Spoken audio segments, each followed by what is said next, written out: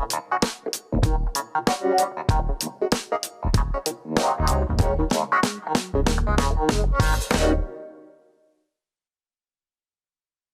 everyone, and welcome back to Point of Sale, the retail supply chain show where we break down great retailers and the data and technology that move their supply chains.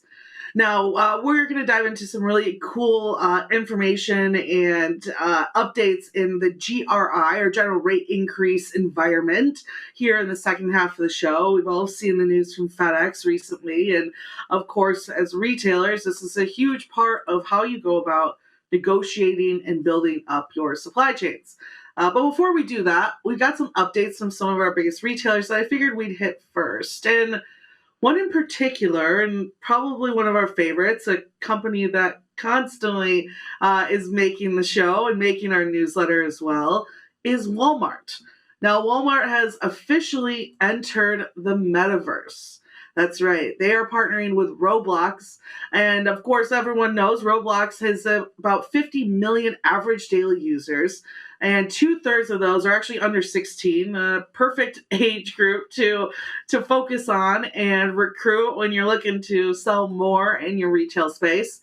And Walmart is partnering with them to put on a couple of metaverses themselves within the Roblox environment. You'll be able to set up virtual dressing rooms. You can spend your coins in Walmart land at different type of retailers like Skull Candy or Fitbit. And it's actually going to be broken up into a number of different sections. So there's two different lands that we're going to be focused on. One is Walmart land. Walmart land is going to consist of Electric Island, which is inspired by, of course, the music festival scene that we all have been a part of at some point of our lives. There's going to be an interactive piano walkway, dance challenge, Netflix trivia experience brought to you by Noah Schnapp, and a DJ booth where you can actually learn different mixes to different beats. There's also going to be House of Style, which is where you're going to be able to check out that virtual dressing room, be able to buy cosmetics, buy accessories for your characters.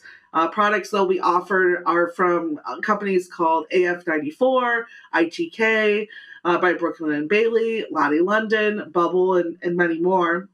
They'll also have Electric Fest, which will take place, and of course, you guessed it, Electric Island in October, where users can show up for Electric Fest and enjoy a concert celebration with actual performances by people that I'm surprised I actually still know. Madison Beer, Kane Brown, and Young Blood. And I'm just on the tipping point of that. So I maybe know one of those, but not all. Of course, they're also going to have their Universe of Play, which will be more of a game style, but what we've talked about in the past, especially recently, games and a lot of times these different product games and challenges can help our retail companies figure out exactly the type of products that their consumers are looking to buy. So in Universal Play, there's going to be a number of different games from different brands, including LOL Surprise. We all love those surprise dolls. Jurassic World, Paw Patrol, Magic Mixies, and Razor Scooters. You're going to be able to build up rewards over time, which you can use to actually buy virtual toys. And of course, there'll be a really fun Walmart blend flying around the universe throughout that time as well. Now, all of this is really cool, and I think it's exciting to see how exactly this is all going to play out, especially in this type of space that's really new and more so used, especially through Roblox, from a younger generation. Excited to see how this grows for Walmart, what data they can actually pull from it, and how they use that data to improve their stores, improve advertising to parents, right, of a lot of these users. And of course, sell probably millions and millions of virtual goods to all of those teenagers out there as well. So parents, I would, if your kid has a Roblox account, maybe watch out, make sure that all the settings are set up straight, because Walmart will soon be able to advertise and sell them directly through Roblox as well. Another big announcement that came out of one of our favorite retailers is Costco. For all those out there, you know Costco, of course, has incredibly priced goods. They have, of course, great deals. But on top of it, they have one of my favorite places to get food, favorite snack areas, and for someone like myself, big fan of the chicken bake. But unfortunately, this story isn't focused on the chicken bake. It's focused on that wonderful deal for the quarter-pound hot dog and 20-ounce soda. And this week, the CFO came out and said, even though with inflation and with issues with inflation, they are not going to be changing the price. One might even say that he did use the word forever, not going to change the price. I would like to hold him to that. Maybe there is a world one day where that does go up 50 cents or so. We'll see exactly how that turns out. But for now, the CFO says it's never going to change. You can continue to see that $1.50 hot dog and soda marketed there at your local Costco. Now, unfortunately, for chicken bake fans like myself, we did see that price go up from $2.99 to $3.99 over the summer. So not everyone is safe in the Costco cafeteria, but for now, the wonderful hot dog and soda forever apparently will be. And with all of those updates, of course, you make sure that if you wanted to get updates on all of your retailers and be a part of our point of sale community, go to freightwaves.com/POS and you can sign up to be a part of our community and get our bi-weekly newsletter, which will update you on all of these various different type of retail topics throughout the week. So even if you happen to miss a show, which you can watch back on demand later anyways, you can get up to date on exactly some of the topics we talked about as well. Now for today's guest. This one is a good one, a sponsor of the show as well. We're bringing Sifted's Chief Growth Officer, Caleb Nelson, to talk with us today about something that's impacting most retailers and most shippers around the globe. Big news came out last week. We'll dive into that too. Caleb Nelson, thank you so much for joining us today. I appreciate your time. Yeah, absolutely, Grace. It's a pleasure to be here. By the way, your coverage on the Costco $1.55 hot dog, I lived off of that for multiple years. Like in my younger days when I wasn't making very much money, it's a phenomenal deal, and I really have Costco to owe for actually still being alive. They sustained me over the years with that $1.55 hot dog and drink. Hey, that whole section, that whole cafeteria is very well priced. I mean, even complaining about the $2.99 to $3.99 chicken bake is me just taking a chance to complain. So I do not blame you. It's good pricing, and especially for what the Costco yearly membership is, right? I'll take that deal anytime. Well, Caleb, tell us a little bit about your background and what brought you to Sifted as well. Sure. So I've been in transportation pretty much my whole life. It's I think like many people that are in transportation, it's one of those things that it typically runs in the family in some ways. So I've been a part of that. I've been in parcel, LTL, full truckload for the last 20 years, and Sifted is really kind of a unique fit where we help some of the larger shippers in the United States simplify some of the complexity that is in transportation. Transportation is inherently complex and in some cases needlessly complex, which we'll talk about with the general rate increase. And Sifted really kind of helps simplify that complexity and help shippers really find ways to be able to reduce cost and just make smarter decisions as they move forward as an organization. Well, a perfect guest to have on the show, right? That's all we like to talk about is the data and the technology that's moving all these retailers and their supply chains, right? So happy to have you on here and glad that you are part of our community as well. And yes, I want to talk about these general rate increases. You know, it's interesting because a lot of my working background in supply chain is more on the broker side, right? Where we just general rate increase whenever we want, depending on the market per se. And learning more about the retail supply chain, more of parcels, packaging, and even honestly global shipping, I learned more about the GRI process. And maybe there's some people in our audience today that might not understand GRIs. Could you explain a little bit more of the background and information behind the general rate increases, especially in the parcel and retail environment? Yeah, so like you, familiar with it on the brokerage side, and it would kind of happen whenever you wanted to, based upon whatever you wanted. Yeah. And Parcel, it's really structured and really unique and very complicated. And it's inherently complicated and intentionally complicated. The carriers, meaning FedEx and UPS, do a fairly good job making sure that shippers feel a little bit in the dark with it. And I'll give you an example. The general rate increase, or GRI, that was just announced from FedEx is announced at 6.9%. That's on average. And I think most shippers automatically assume that, oh, my rates are going to go up 6.9% between this year and next year. However, that is the average that FedEx customers should expect. That doesn't mean if you're a FedEx customer, that will be your average. So Yeah. identifying where this one is different, how it's different, and how it's going to impact you, I think is a huge, huge piece of understanding what your rates will look like next year. I guess when you're working with carriers and working with customers more per se, why do carriers need to implement these every single year? How do you explain that to your customers as more of a actual business case instead of, and some might take as, especially in the maritime, we saw as possible greed.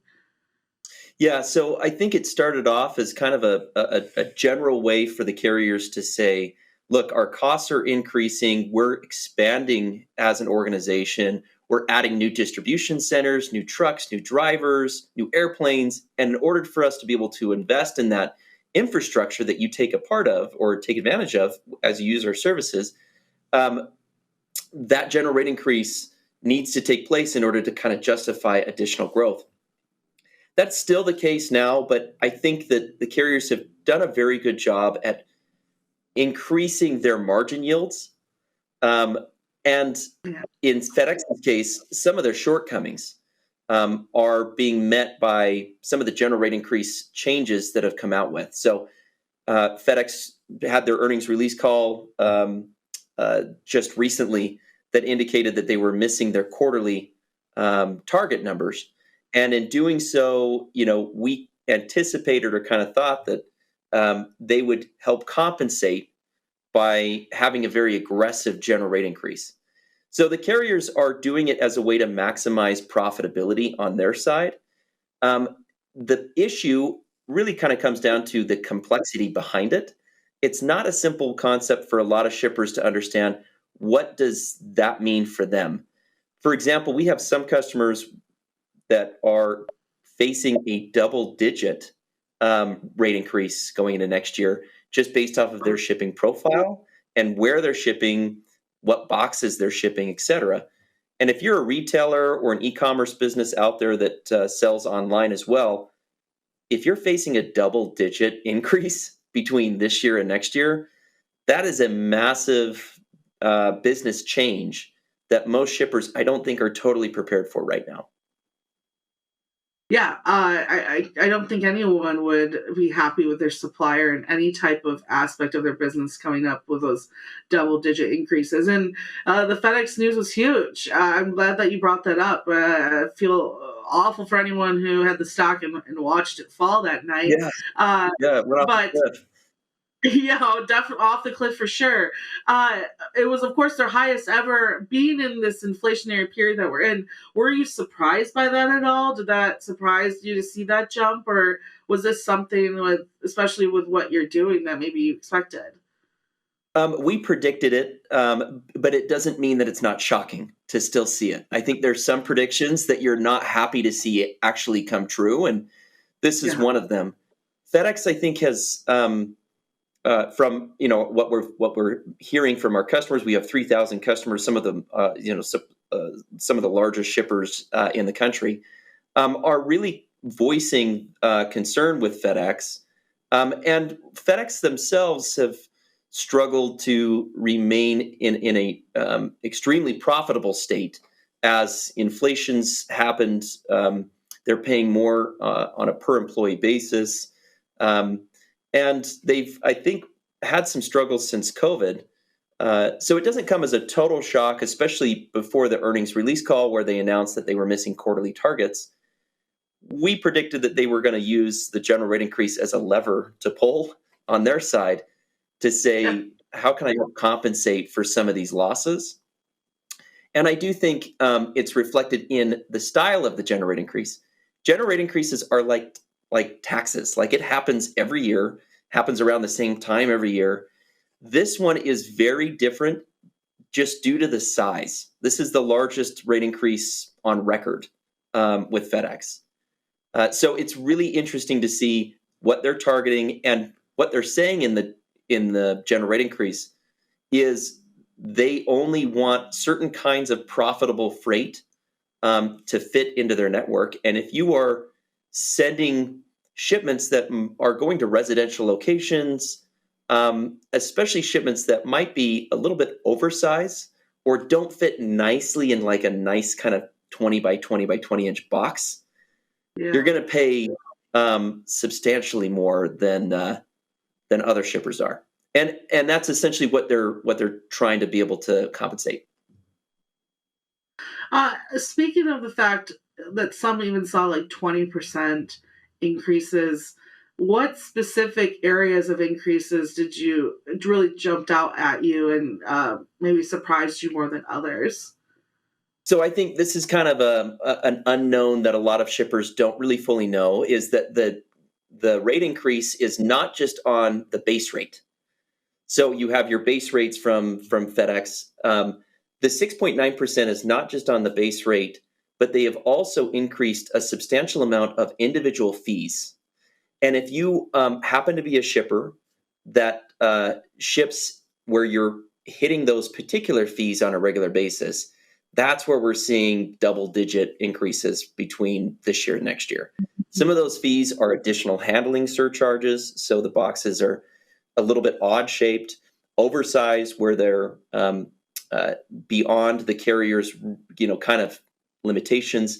And then if you get into non-conveyable freight, this is shipments that, let's say, don't fit nicely on their conveyor belt systems that run through some of their automated distribution centers. You're going to get hit really, really hard by this. And I think that's a really unique situation that a lot of companies that are out there might have retail locations that sell furniture or sell office equipment and sell rugs. There's a lot of product out there and a lot of SKUs that don't fit nicely in a tight little box. And if you are a shipper or a retailer and you're looking at some of the product that you might ship out, be prepared to pay substantially more for some of those bulkier items. Do you think almost do you see maybe some of those shippers moving more into the LTL space in order to avoid some of those high tax burdens on that type of freight that's being moved, or maybe more push towards the LTL segment of FedEx in order to avoid that? What are your thoughts, I guess, on that? Where they're saying, I can't put all my eggs in one basket with FedEx anymore. I need to split and diversify and limit my risk. The problem is that there's not a direct replacement for some of these FedEx services. FedEx is really foundationally a solid carrier, but UPS isn't super eager to take some of those bulkier items. And you mentioned LTL. I think LTL is a great option, except for LTL carriers typically don't love the residential deliveries that some of these shippers actually have. So it's kind of like trading one for the other, where it might not be a great resource.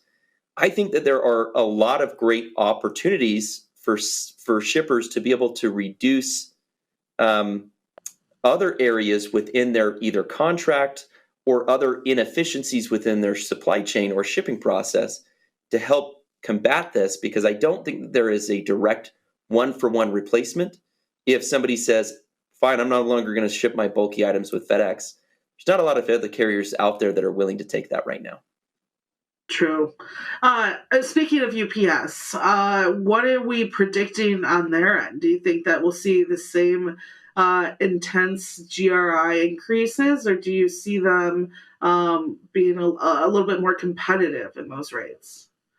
Yeah, so UPS has not announced their general rate increase as of yet. We anticipate for them to be to either mirror FedEx's rate increase, which is not a great thing for UPS shippers to hear right now, or get pretty close to it. And our reasoning is historically, FedEx and UPS have kind of mirrored each other in that department.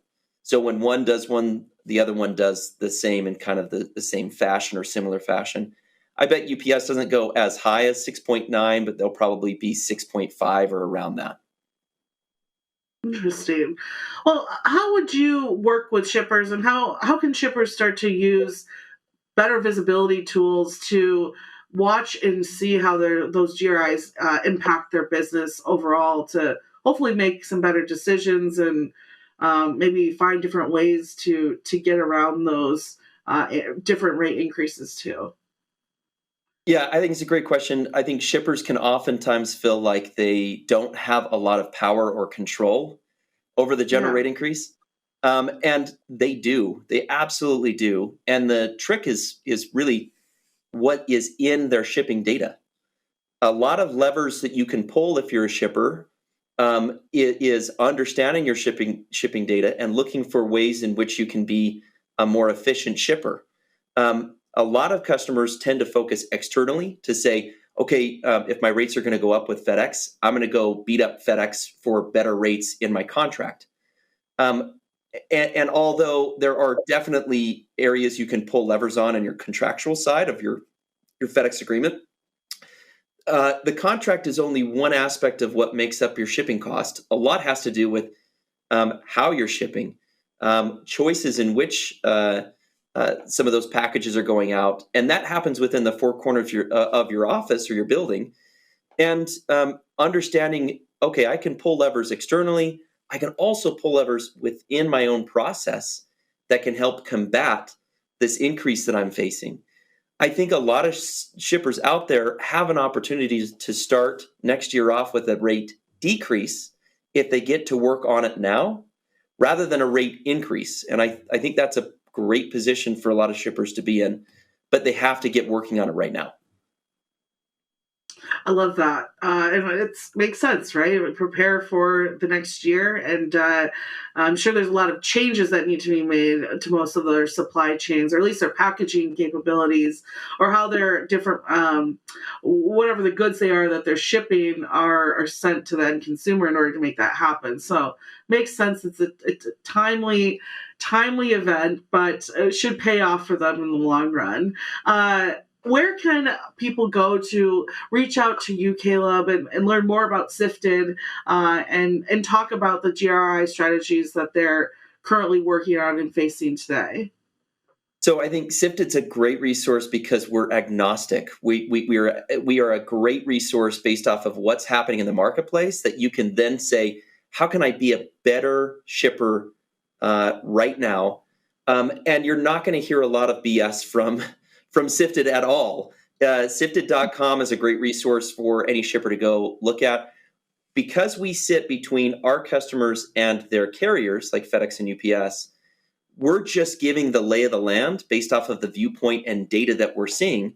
And there's a lot of really interesting and valuable insights that you can gain and put into practice that other shippers that are doing and implementing right now that you should be doing as well. You can find that at sifted.com. You can find us on LinkedIn as well. We're very active there. And we produce a lot of great resource and content for shippers to just understand what levers they can pull and give them more control back into their supply chain. Well, thank you for sponsoring our show and our newsletter as well. Everyone who's a part of our newsletters, you'll find ways to reach out to Sifted through those too. And Other than that, I appreciate your time today, Kale. We're going to definitely have to get you back on the show to learn more about these different strategies as well. But in the meantime, thank you so much for contributing to our supply chains, and thank you for making them, if anything, more resilient and smoother as they continue to grow. Thanks for having me on. I really appreciate it. Of course. And for everyone out there, make sure you head to freightways.com/POS and you can sign up for our newsletters. Other than that, enjoy the rest of your day, and I will talk to you all next week.